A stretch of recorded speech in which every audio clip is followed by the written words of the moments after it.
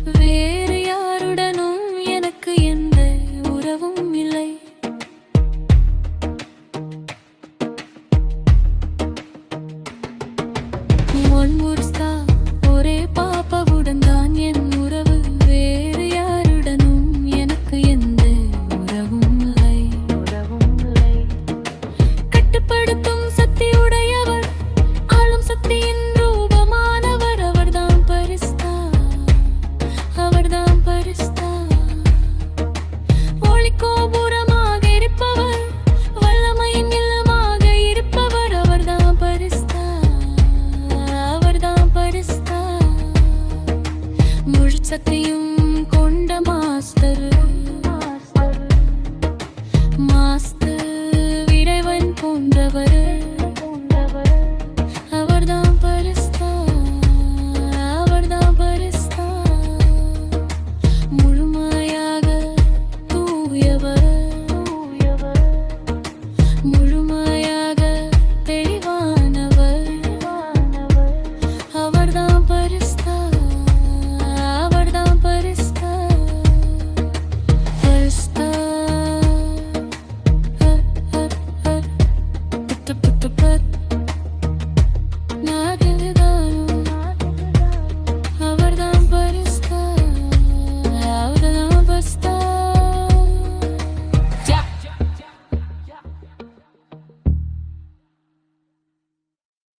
ஓம் சாந்தி.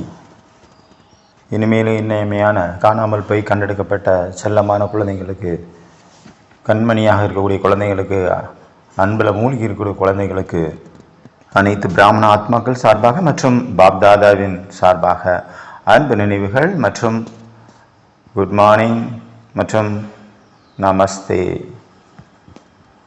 நமஸ்காரம். பாபா வந்து என்ன மாதிரி பார்வையில் பார்க்குறாரு? பாபா வந்து விசேஷத்தாவை பார்க்குறாரு. பாபா கூடவே எவ்வளோ அன்பு பண்ணுறாரு பாபா நம்மளை.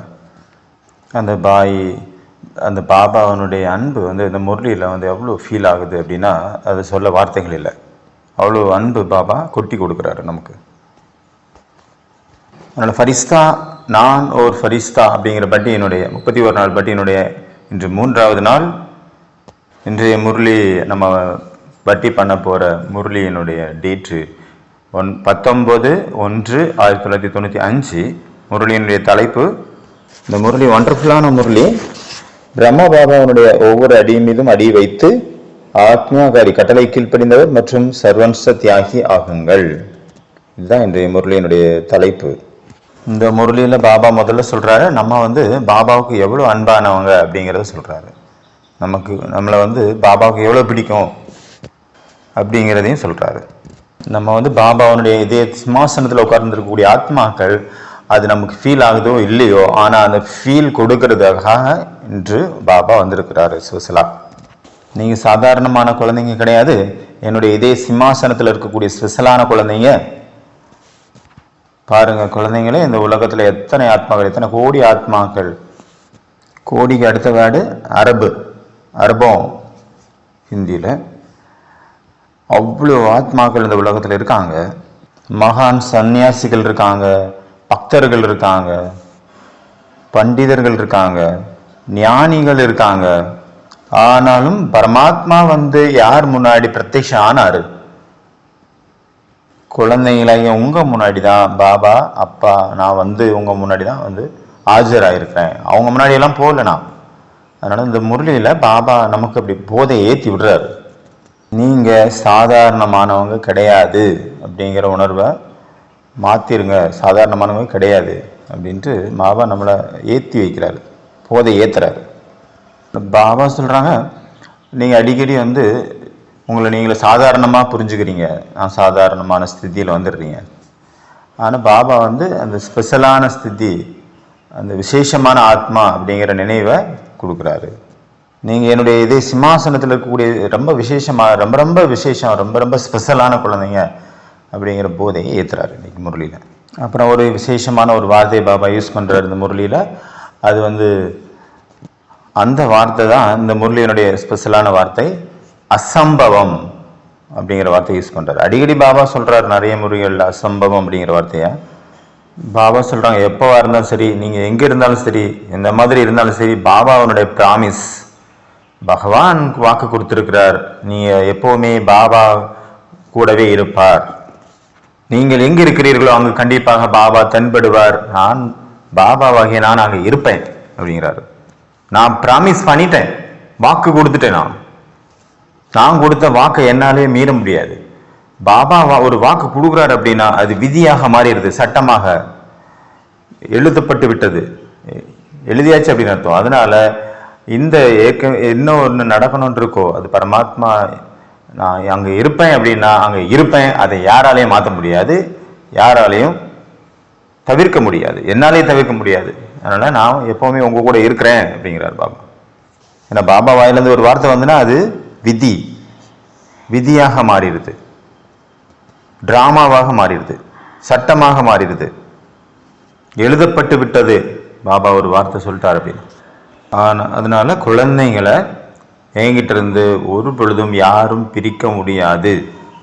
குழந்தைங்களை உங்களை என்னையும் பிரிக்கவே முடியாது. நீங்கள் எங்கெல்லாம் இருக்கீங்களோ அங்கெல்லாம் நானும் இருப்பேன். ஏன் எப்படின்னா, நீங்கள் பாபாவனுடைய இதே சிம்மாசனத்தில் உட்காந்துருக்கக்கூடிய ஆத்மாக்கள். பாபா சொன்ன வார்த்தைகள் டிராமாவில் நிச்சயிக்கப்பட்டுடுச்சு, அதை யாராலையும் மாற்ற முடியாது அப்படிங்கிறார்.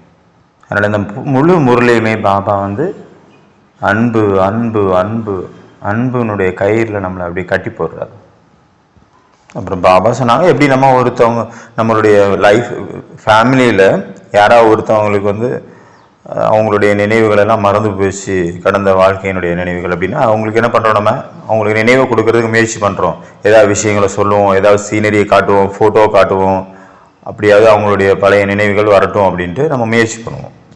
அதே போல் பாபா கூட இன்னைக்கு முரளியில் பல விதமான விஷயங்களை நமக்கு சொல்கிறாரு. நீங்கள் ஆத்மாக்கள் முதல்ல பரந்தாமத்தில் ஜோதி சுரூபமாக இருந்தீங்க, அப்புறம் பூஜ்ய சுரூபமாக இருந்தீங்க, அப்புறம் பூஜனீய சுரூபமாக இருந்தீங்க, இப்போ பிராமண ஆத்மாக்களாக இருக்கீங்க அப்படின்ட்டு பல நினைவுகளை பாபா நமக்கு கொடுக்குறாரு. உங்களுடைய பழைய நினைவுகள் வரட்டும். இப்போ மறந்து போயிருக்கிறீங்க, நீங்கள் குழந்தைங்க பரந்தாமத்தில் அவ்வளோ தூய்மையாக ஜோதி சுரூபமாக பிரகாசமாக அழகாக ஃபுல்லாக தெளிவாக பாபா பக்கத்தில் இருந்தீங்க. நீங்கள் என்னுடைய குழந்தைங்க, நான் உங்களுடைய அப்பா. பாபா இந்த மாதிரி பார்வையில் தான் பார்க்குறோம். ஆனால் நம்ம தான் நம்மளுடைய உடல் உணர்வு, இப்போதைக்கு இருக்கக்கூடிய நினைவு, தமோ பிரதான நினைவுகள், அதுலேயே நம்ம அதிகமாக போயிடுறோம். ஆனால் பாபா நம்மளை எந்த மாதிரியான பார்வையில், உயர்ந்த பார்வையில் பார்க்குறாரு. பரந்தாமத்தில் என் கூடவே இருந்த இனிமையான செல்லமான குழந்தைங்க, என்னை விட்டு பிரிஞ்சு வந்த குழந்தைங்க, முழுமையான குழந்தைங்க, பூஜ்ய சுரூபமான குழந்தைங்க அப்படின்னு பார்க்குறாரு. இந்த பட்டி பார்த்தீங்கன்னா ஃபரிஸ்தா குழந்தைகள், என்னுடைய செல்ல குழந்தைங்க ஃபரிஸ்தாக்கள், என்னுடைய சாந்தியின் ஃபரிஸ்தாக்கள், என்னுடைய சக்தியின் ஃபரிஸ்தாக்கள், ஞான ஃபரிஸ்தாக்கள், யோக ஃபரிஸ்தாக்கள், அன்பின் ஃபரிஸ்தாக்கள், ஆனந்தத்தின் ஃபரிஸ்தா, சுகத்தின் ஃபரிஸ்தா, சக்தியின் ஃபரிஸ்தா, இந்த மாதிரி ஃபரிஸ்தா ரூபத்தில் பார்க்குறாரு பாபா. எங்கே என்னதுடைய ஃபரிஸ்தா குழந்தைகள் எங்கே அப்படின்னு தேடுறாரு. நம்ம லிமிட்டடில் இருக்கிறோம். நம்மளுடைய திருஷ்டிகோண் பற்றி கம்மியாக இருக்குது, லிமிட்டடில் இருக்குது. அதனால் நம்ம எவ்வளோ உயர்ந்த ஆத்மா, நம்ம எவ்வளோ விசேஷம், பரமாத்மாவுக்கு எவ்வளோ ஸ்நேகமானவங்க அப்படிங்கிறது நமக்கு தெரிய வரமாட்டேங்குது. ஏன் அப்படின்னா நம்ம லிமிட்டடில் இருக்கிறோம். ஆனால் பாபாவுக்கு தெரியும் நம்ம யார், எப்படிப்பட்டவங்க, எந்த மாதிரியான ரோல் பண்ணியிருக்கோம், ப்ளே பண்ணியிருக்கோம், நமக்குள்ள என்ன சக்திகள் இருக்குது, என்ன விசேஷம் இருக்குது, அவருக்கு தெரியும். ஆனால் நம்ம எவ்வளோ முடியுமோ அவ்வளோ நம்ம நம்மளுடைய நிராகாரமான சுரூபத்தில் பரந்தாமத்தில் ஜோதியாக இருக்கக்கூடிய அந்த நிலையில் இருக்கிறதுக்கு முயற்சி பண்ணோம். அந்த ஸ்திதி அனுபவம் பண்ணதுக்கு முயற்சி பண்ணோம். பாபா நம்மளை எப்படி பார்க்குறாரு? தூய்மையாக எந்த ஒரு ஜோதி சுரூபம், தூய்மையான சுரூபம், சக்திசாலியான நிராகாரமான சுரூபம், அந்த சுரூபத்தை நம்ம சதா நினைவில் வச்சுக்கணும். அடிக்கடி அந்த ஸ்திதியினுடைய அனுபவத்தை செய்யணும். பாபா என்ன மாதிரியான பார்வையில் நம்மளை பார்க்குறாரோ அந்த பார்வையில் நம்மளும் நம்மளை பார்க்கணும்.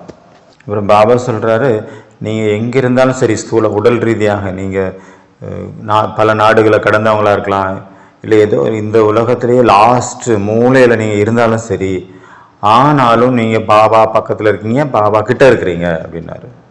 அதனால் மவுண்டபிள் இருக்கிறவங்க மட்டும் எனக்கு பக்கத்தில் இருக்கிறாங்க அப்படின்னு கிடையாது. பாபா சொல்கிறாங்க, நீங்கள் எந்த மூலையில் இருந்தாலும் சரி என்னுடையவங்க தான். எவ்வளோ சின்ன நாடாக இருக்கலாம், ஏழை நாடாக இருக்கலாம், ஏதோ ஒரு மூலையில் இருக்கலாம், தெரியாமல் காட்டில் இருக்கலாம், அவங்களும் என் முன்னாடி தான் இருக்கீங்க அப்படிங்கிற பாபா ஃபீல் கொடுத்தாரு இந்த முரளியில். அப்புறம் பாபா சொல்கிறாங்க, நான் உங்களுடைய திலாராம், உள்ளத்தின் ராமர், நான் சரீரத்தின் ராமன் அல்ல அப்படின்றாரு. அதனால் ப்ரூஃப் ஆகுது பாபாவனுடைய நாம ஆத்மாக்கள், பாபாவனுடைய இதய சிம்மாசனத்தில் இருக்கக்கூடிய இதயத்தின் சீதாக்கள். அவர் இதய ராமன், நம்ம இதய சீதைகள். அதனால் பாபா சொல்கிறாங்க, எந்த ஒரு மனித ஆத்மாவா யாராக வேணாலும் இருக்கட்டும், அவங்களால சதா காலத்திற்கும் அவங்க கூடவே இருக்க முடியாது, உங்களை பார்த்துக்க முடியாது. ஒரே ஒரு பரமாத்மா சிவன், இறைவன், காட்ஃபாதர், அல்லாஹ், நம்மளுடைய பாபா அப்பா, அவரால் தான் சதா எப்போவுமே கடைசி வரைக்கும் கூடவே இருக்க முடியும். நம்ம ஒவ்வொரு வாழ்க்கையினுடைய ஒவ்வொரு நேரமும் கடைசி வரைக்கும் இருந்து கூட்டிகிட்டே போகிறாரு கூடவே. அந்த மாதிரியாக யாரும் நம்மளுடைய வாழ்க்கையில் எந்த ஒரு மனிதனாலும் இருக்க முடியாது. அதனால் பாபாவனுடைய வாக்கு கொடுத்துருக்கிறார் பாபா, நான் கூடவே உங்கள் கூடவே இருப்பேன் கடைசி வரைக்கும், கூடவே நம்ம சேர்ந்து தான் போவோம். அப்புறம் பாபா சொல்கிறாங்க, பாபா இது வரைக்கும் நீங்கள் பாபா கூடவே இருக்கிறீங்களோ அப்போ அது வரைக்கும் நீங்கள் மோஜில் இருக்கீங்க, என்ஜாய்மெண்ட்டில் இருப்பீங்க, ஆனந்தத்தில் இருப்பீங்க. அதனால் அப்புறம் கேட்குறாரு பாபா, எல்லாரும் ஆனந்தத்தில் மகிழ்ச்சியாக இருக்கிறீங்களா, ஜாலியாக இருக்கீங்களா, ஐ ஜாலி அப்படின்ட்டு இருக்கீங்களா, இல்லை ஐயோ காலின்னு இருக்கீங்களா? அடிக்கடி ஏன் கஷ்டம் இருக்குது, உழைக்க வேண்டியதாக இருக்குது, பாபா நினைவு இருக்க மாட்டேங்குது அப்படின்னா, ஏதாவது ஒரு விஷயம் வந்துருச்சு அப்படின்னா அப்போ பாபா இருக்கிறார் அப்படிங்கிறத மறந்துடுறீங்க. பாபா 24 மணி நேரம் 24/7 கூடவே இருக்காரு, அதை மறந்துடுறீங்க. அதனால முயற்சி பண்ண வேண்டியதாக இருக்குது, உழைக்க வேண்டியதாக இருக்குது. அவர் சதா உங்கள் கூட இருக்கிறாரு, சதா நான் உங்கள் கூட இருக்கேன், சதா உங்களை பார்த்துட்டு இருக்கேன், ஒவ்வொரு எண்ணத்தையும் வாட்ச் பண்ணிட்டு இருக்கேன், ஒவ்வொரு காரியத்தையும் நான் வாட்ச் பண்ணிட்டு இருக்கிறேன். என்ன அடுத்தது நினைக்க போறீங்க அதையும் நான் வாட்ச் பண்ணிட்டு இருக்கேன், என்ன செய்வீங்க அதையும் வாட்ச் பண்ணிட்டு இருக்கேன், சதா உங்க கூட தான் இருக்கேன், நான் உங்களை விட்டு எங்கே போவேன், எனக்கு யார் இருக்கா அப்படிங்கிறார் பாபா. ஏதாவது ஒரு விஷயம் வந்துச்சு அப்படின்னா அது ஒரு ஸ்க்ரீன் மாதிரி, பாபாவுக்கும் நமக்குமான ஒரு ஸ்க்ரீனாக அது மறைச்சிருது பாபாவை அப்படிங்கிறாரு. அதனால் பாபா சொல்கிறாங்க, ரொம்ப எவ்வளோ முடியுமோ அவ்வளோ சீக்கிரமாக குழந்தைங்களே அந்த நடுவில் இருக்கிற ஸ்க்ரீனை எடுத்துருங்க, விலக்கிருங்க, பாபா கூட உங்களுடைய கனெக்ஷனை கனெக்ட் பண்ணிடுங்க. அப்போ நீங்கள் மோஜில் இருக்கலாம், மகிழ்ச்சியாக இருக்கலாம், என்ஜாய்மெண்ட்டாக இருக்கலாம், ஜாலியாக இருக்கலாம். அதனால் நீங்கள் என்னுடைய சிம்மாசனத்தில் அமர்ந்திருக்கக்கூடிய செல்ல குழந்தைங்க அப்படிங்கிறார் பாபா. பாபா சில அடையாளங்களை நமக்கு நினைவுபடுத்துகிறாரு முரளியில். நீங்கள் குழந்தைங்களாய் நீங்கள் ருத்ர மாலையின் மணிகளாக இருக்கிறீங்க. மாலைக்கு எவ்வளோ மகிமை இருக்குது. மாலையை சுற்றுறாங்க, அதை மாலையை உருட்டுறதன் மூலமாக நம்ம பரமாத்மாவுக்கு பக்கத்தில் இருக்கிறோன்னு ஃபீல் பண்ணுறாங்க. அப்புறம் அவங்களுடைய எல்லா ஆசைகளும் பூர்த்தி ஆகுது. பாபா சொல்கிறாங்க, நீங்கள் தான் அந்த மணிகள், உங்களை தான் அவங்க உருட்டுறாங்க. உங்களை உருட்டும் போது அவங்களுடைய மன ஆசைகள் பூர்த்தி ஆகுது. ஏன்னா நீங்கள் என்னுடைய இதயத்தினுடைய செல்லமான குழந்தைங்க. அப்புறம் பாபா சொல்கிறாங்க, அன்பினுடைய அடையாளம் என்ன, அன்பு இருக்குது அப்படிங்கிறது எப்படி வெளியே தெரியும். சதா இது வரைக்கும் பாபா கூடவே இருக்கிறீங்களோ, அன்பு இருக்குது அப்படின்னா அவங்க கூடவே இருப்போம். அதனால் பிரம்மா குமாரின்னு தான் சொல்கிறீங்க, பிரம்மா குமார்னு தான் சொல்கிறீங்க, சிவகுமாரி சொல்கிறீங்களா? இந்த பிரம்மா குமாரி அப்படிங்கிற டைட்டில் அந்த தலைப்பு சாதாரணமான விஷயம் கிடையாது. இப்போ 2017 நாங்கள் லண்டனில் இருந்தோம். அந்த டைமில் நான் டெய்லி ஹாஸ்பிட்டல் போவேன் அங்கே ஒர்க்குக்காக. அப்போ அந்த போராட்டக்கூடிய டைமில் நடுவில் ட்ரெயினில் போயிட்டு இருக்கும்போது இந்த டைம் கிடைக்கும். அந்த நேரத்தில் எனக்கு ரொம்ப ஆர்வமாக இருக்கும். இந்த சிவானி பையனுடைய நிறைய கிளாஸ் கேட்போம். அவங்க அடிக்கடி சொல்லுவாங்க, அவங்களுக்கு என்னெல்லாம் ஞானம் கிடைச்சதோ எல்லாமே அந்த முரளியின் மூலம் தான் கிடைச்சது அப்படின்னு சொல்லுவாங்க. அதனால் எனக்கு ரொம்ப ஆர்வமாக இருந்தது. அப்போ முரளின்னா என்ன, அப்படி என்ன இருக்குது முரளியில், அப்போ அந்த முரளியை நம்ம கேட்கணும் இல்லை படிக்கணும் அப்படின்னு. அதனால் முரளியை படிக்கணும், முரளியை டெய்லி படிக்கணும் அப்படின்னு ரொம்ப ஆர்வம் வந்துச்சு. நிறையா அளவுக்கு அதிகமான ஆர்வம் வந்துச்சு. அதனால் எப்படி நான் இந்தியாவிலேருந்து நான் லண்டன் போய் சேர்ந்தனோ அந்த டைமத்தில் நிறைய டைம் கிடச்சிது. அந்த நேரத்தில் நான் டைம் கிடைக்கும் போதெல்லாம் முரளியை தான் படித்தேன். முரளி அவ்யக்த முரளி ஃபுல்லாக 2-3 முரளியை படித்த உடனே எனக்கு ஃபீல் ஆயிடுச்சு, இது சாதாரணமான முரளி அல்ல, சாதாரணமான மகா வாக்கியம் அல்ல, சாதாரணமான மனிதரால் சொல்லப்பட்டது அல்ல, இது பரமாத்மா தந்தை சிவனுடைய மகா வாக்கியம் அப்படின்னு எனக்கு நல்லா ஃபீல் ஆச்சு. நான் கோர்ஸும் எடுக்கலை, எனக்குள்ள எந்த ஒரு தாரணையும் இல்லை. அந்த நேரத்தில் முரளியை படிக்கும் போதெல்லாம் பாபா பிரம்மா குமாரிகளை ரொம்ப மகிமையை பாடுவார். அப்போ நம்ம நான் யூடியூப்பில் வாணி கேட்க ஆரம்பித்தேன். எப்படி சச்சின் பாய் சொல்லுவார்ல, ஒரு வெள்ள பெருக்கே வந்துச்சு யூடியூப்பில், வெள்ளம் போல ஆற்று வெள்ளம் அடித்து போன மாதிரி நிறைய வீடியோ இருக்குது. பிரம்மா குமாரிகளோட இது சீசன் போயிட்டு இருக்குது, அவ்வளோ வீடியோஸ் வந்துட்டு இருக்குது. நிறைய சகோதர சகோதரிகள் வீடியோஸ் போட்டே இருக்காங்க. அப்போ நான் அதெல்லாம் கேட்க ஆரம்பித்தேன். அந்த வெள்ள ஓட்டத்தில் நானும் அடித்து செல்லப்பட்டேன். யூடியூப் வீடியோக்களுடைய வெள்ளத்தில் நானும் அடித்து செல்லப்பட்டேன்.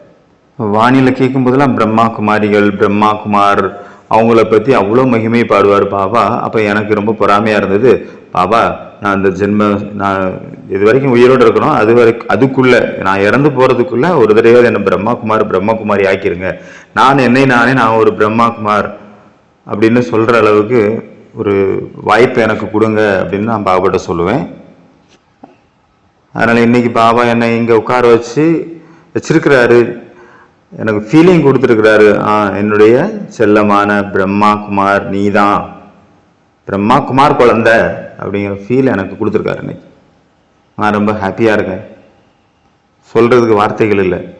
அதனால் நம்ம பாபாவுடைய இதே சிம்மாசனத்தில் உட்கார்ந்துருக்கக்கூடிய ஆத்மாக்கள் கூடவே பாபாவை ஃபாலோ பண்ணணும். அதனால் பாபாவை ஃபாலோ பண்ணணும். இப்படி பிரம்மா பாபா எப்போவுமே பிரம்மச்சாரியாக இருந்தார். அவருடைய ஆச்சரணத்தை, அவருடைய என்னெல்லாம் அவருடைய ஃபுட் ஸ்டெப் வச்சாரோ அந்த ஃபுட் ஸ்டெப்பில் நம்ம போகணும். அவருடைய காலடி தடத்தின் மீது ஒவ்வொரு அடியிலையும் அடிக்க மேலே அடி எடுத்து வைக்கணும். அதான் பிரம்மாச்சாரம். நம்மளுடைய வார்த்தைகள், ஒவ்வொரு வார்த்தைகளாகட்டும், நம்மளுடைய ஒவ்வொரு நடத்தை ஆகட்டும், ஒவ்வொரு பேச்சு, ஒவ்வொரு எண்ணம் எல்லாமே பிரம்மா பாபாவுக்கு சமமானதாக இருக்கணும். பிரம்மா பாபாவுடைய என்ன பண்ணுறாரோ அதை ஃபாலோ பண்ணணும். அதாவது ஆக்ஞாகாரியாக இருக்கணும், கட்டளைக்கு கீழ்ப்படிந்தவராக ஆகணும். அவர் ஃபர்ஸ்ட் பிரம்மா பாபாவுடைய ஃபர்ஸ்ட் ஸ்டெப்பு கட்டளைக்கு கீழ்ப்படிந்தவர், ஆக்ஞாகாரி, ஒபீடியன்ட். அதை நம்ம ஃபாலோ பண்ணணும். அமிர்த வேலையிலிருந்து ராத்திரி தூங்குறது வரைக்கும் பாபா எவ்வளோ கட்டளைகள் கொடுத்துருக்கிறாரு. ஆனால் இதை பார்க்க போனால் கட்டளைகள்னு சொல்கிறத விட அதில் எவ்வளோ பாபாவனுடைய அன்பு அதில் அடங்கியிருக்கு அப்படிங்கிறது தான் தெரியும். அவ்வளோ அன்புனுடைய பாலனை அதில் மறைஞ்சிருக்குது அந்த கட்டளைகளில். சாப்பிட்ற விஷயமாகட்டும், தூங்குற விஷயமாகட்டும், எல்லாமே பாபா நமக்கு கட்டளைகள் கொடுத்துருக்கிறார் அப்படின்னா அது பாபாவனுடைய அன்பு. அதில் கூட பாபாவனுடைய அன்பு தான் மறைஞ்சிருக்குது. எப்படி ஒரு பெண் குழந்தையினுடைய தந்தை அப்பா இருக்கார் அப்படின்னா தன்னுடைய பெண் குழந்தைய எவ்வளோ பாதுகாப்பாக வச்சுப்பார் ஒவ்வொரு விஷயத்திலும். அதுக்காக சில கட்டளைகள் போடுவார். குழந்தை அங்கே போகாத, குழந்தை இந்த பக்கம் போகாத, குழந்தை அப்பா கூடவே இரு. அவ்வளோ கண்மணி போல் எப்படி பாதுகாக்கிறோரோ அதே போல் பாபா நம்மளை ஒவ்வொரு ஸ்டெப்லையும் பாதுகாக்கிறதுக்காக அவருடைய செல்ல குழந்தைங்களாக, அவருடைய கண்மணியாக நம்ம வச்சுக்கிறாரு. அதனால சில கட்டளைகள் அங்கே கொடுக்குறாரு. இப்போ இந்த சயின்ஸ் கூட பார்த்தீங்கன்னா நியூரோ சயின்ஸ், நியூரோவிலே நிறைய பிரான்ச்சஸ் இருக்குது. அவங்க எல்லாருமே ஏற்றுக்கிறாங்க. இப்போ ரிசர்ச் பண்ணி நம்ம பாபாவனுடைய கொடுத்துள்ள பாபா மூலமாக கிடைக்க பெற்ற அந்த மரியாதைகளாகட்டும், ஸ்ரீமத் ஆகட்டும், சாப்பிட்றதுல, தூங்குறதுல எல்லாமே ரிசர்ச் பண்ணி பார்க்குறதுல அவங்களுக்கு என்ன தெரியுது, இது ஒரு கிரேட், ரொம்ப ஒரு நல்ல விஷயமா இருக்குது. இதுதான் இப்போதைக்கு நம்மளை பாதுகாக்கக்கூடிய கவசமாக இருக்குது. சயின்ஸே ஒத்துக்குது. இப்போ ரிசர்ச் பண்ணி கண்டுபிடிச்சிருக்காங்க. இந்த விஷயங்கள் அவ்வளோ மகானான விஷயங்கள், அது நம்மளை எவ்வளோ பாதுகாக்கு அப்படிங்கிறது. ஆகையினால இது கட்டளைகள் கிடையாது, இது பாபா மூலமாக நம்மளை பாதுகாக்கக்கூடிய கவசங்கள். அதனால் எவ்வளோக்களோ நம்ம பாலனை பண்ணுறோமோ அந்த விஷயங்களை அவ்வளோக்களோ நம்ம சேஃபாக இருப்போம், பாபா கூட இருப்போம்.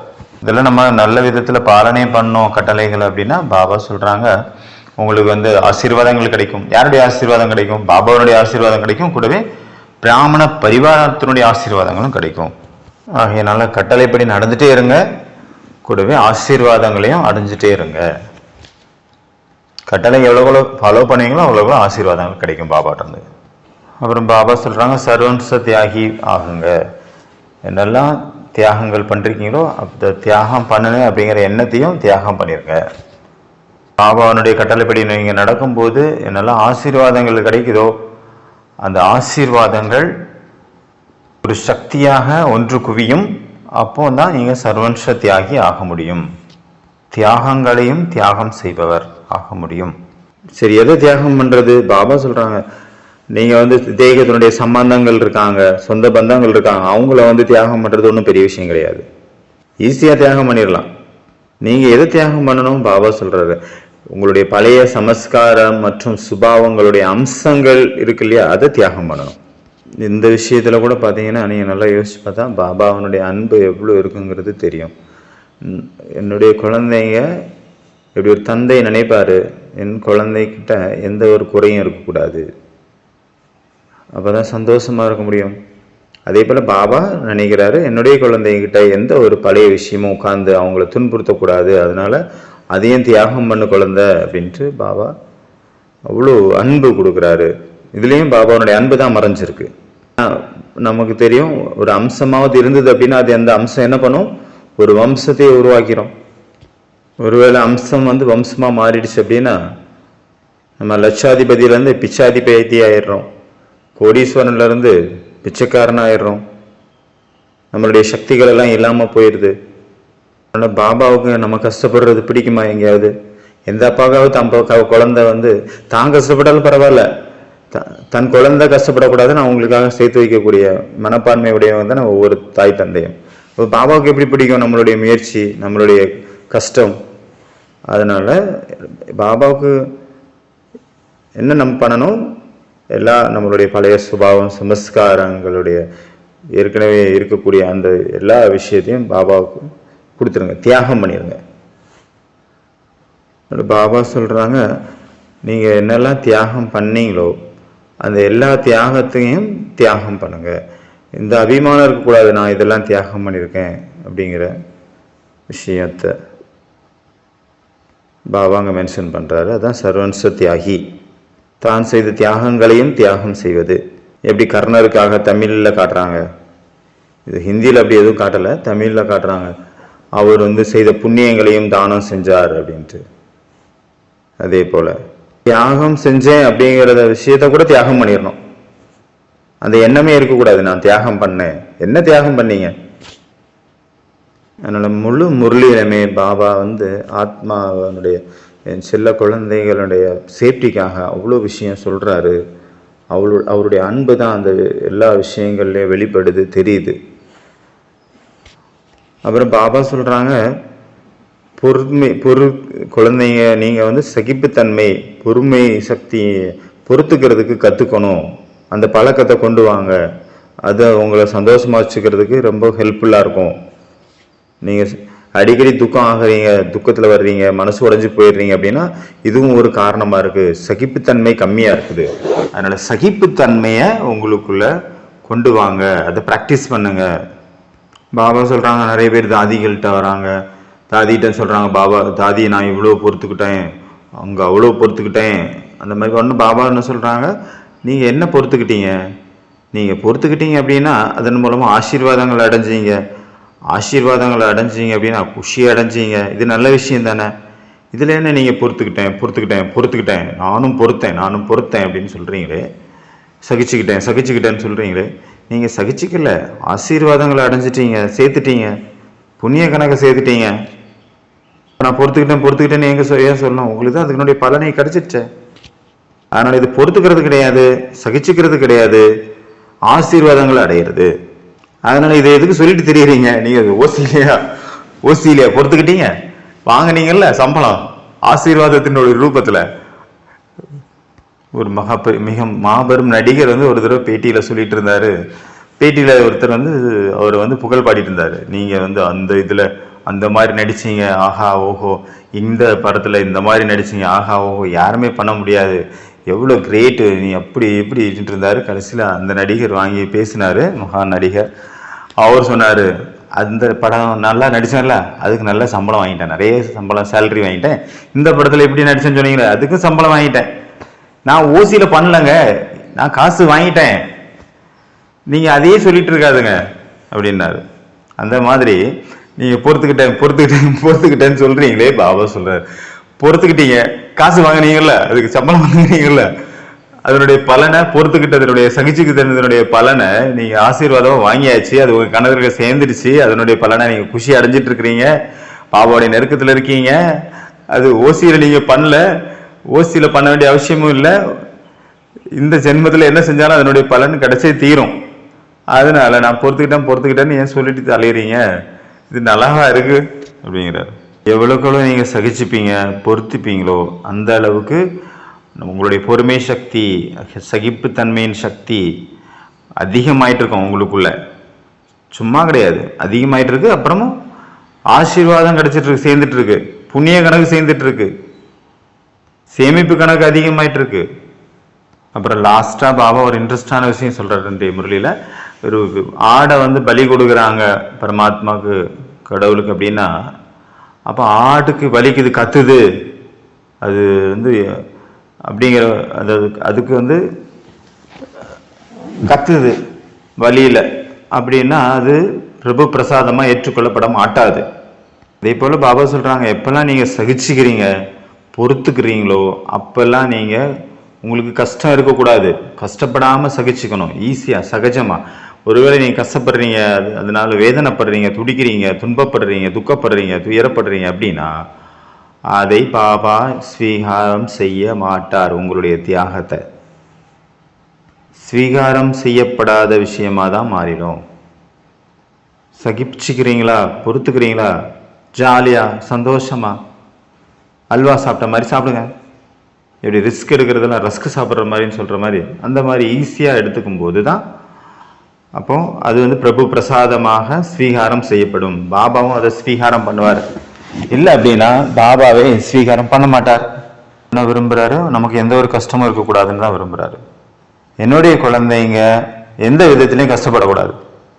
யாராவது என்ன வேணாலும் சொல்லட்டும், எப்போ வேணாலும் எப்படி வேணாலும், உங்களுக்கு பிடிக்காததை சொன்னாலும் சரி, அதை உடனே பொறுத்துக்குங்க. அப்போ பாபா அவங்களுக்கு ஆசீர்வாதங்களை அள்ளி கொடுத்துருவாரு. எனக்காக பொறுத்துக்குங்க குழந்தைங்களே அப்படிங்கிறார் பாபா. அதனால் போய் எங்கேயாவது ஒரு ப்ராப்ளம் இருக்குதுன்னா அப்போ நம்ம போய் அங்கே போய் நின்று நம்ம அதை பொறுத்துக்கணும். ஏன்னா பொறுத்துக்க நமக்கு ஆசீர்வாதங்கள் சேர்ந்துட்டு இருக்குது, சும்மா கிடையாது. அதனால் அதனுடைய ஃபஸ்ட்டு பொறுத்துக்கிறதுல நம்ம முன்னாடி இருக்கணும், ஃபஸ்ட்டாக இருக்கணும். நான் தான் சகிச்சுப்பேன், நான் பொறுத்துப்பேன், ஏன்னா ஆசீர்வாதம் நான் நிறைய சேர்க்கணும் அப்படிங்கிற ஆர்வத்தில் அந்த ஒரு விஷயத்தை நம்ம ஈஸியாக செய்யணும். கூடவே அப்போ பாபா கூடவே நம்ம இருக்க முடியும். ஆசீர்வாதம் எவ்வளோக்குள்ள சேர்ந்துருக்கோ அப்போ பாபா கூடவே இருக்க முடியும். அந்த மாதிரியான பாபாவுடைய இதே சிம்மாசனத்தில் இருக்கக்கூடிய, பாபாவுடைய ஆசீர்வாதங்களுக்கு பாத்திரமாக இருக்கக்கூடிய, சதா மகிழ்ச்சியில் இருந்து சர்வம்ச தியாகம் செய்யக்கூடிய, பாபாவுடைய கட்டளைப்படி நடக்கக்கூடிய, எல்லா விஷயத்திலையும் ஈஸியாக ஒன்றுமே நடக்கலை அப்படிங்கிற மாதிரி சகித்து கொண்டு பொறுத்து கொண்டிருக்கு சதா முன்னேறிட்டே இருக்கக்கூடிய பாபாவுடைய இதயத்தில் அமர்ந்திருக்கக்கூடிய குழந்தைங்களுக்கு பாப்தாதாவின் அன்பு நினைவுகள் மற்றும் குட் மார்னிங். ஓம் சாந்தி.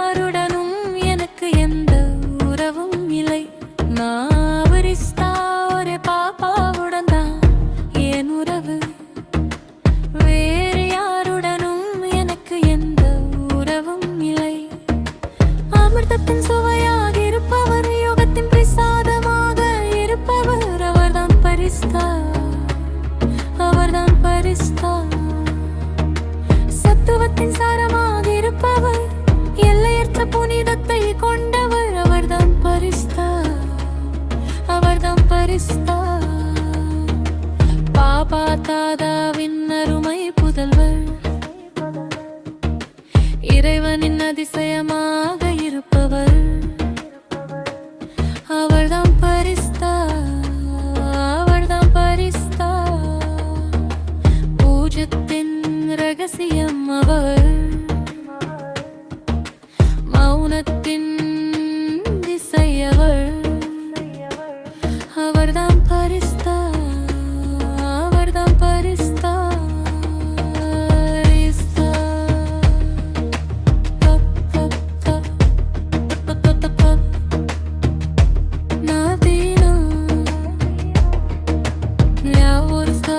ஒரே பாபாவுடன் தான் என் உறவு, வேறு யாருடனும் எனக்கு எந்த உறவும் இல்லை.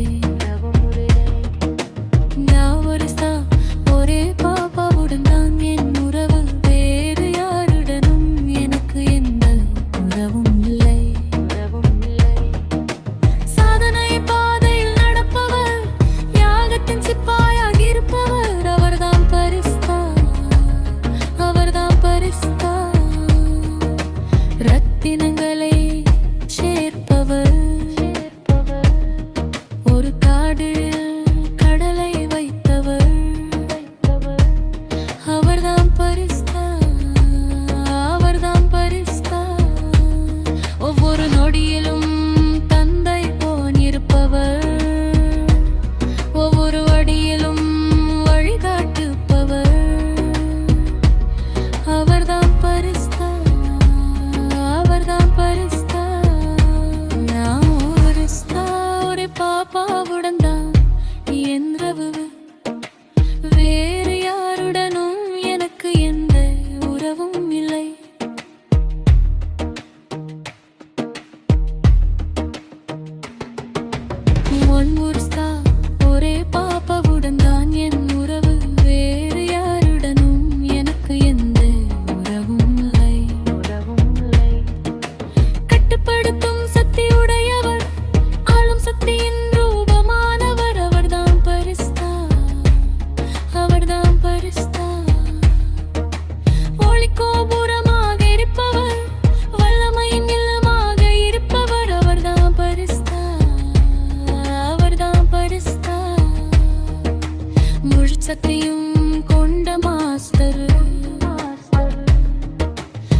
மாஸ்டர்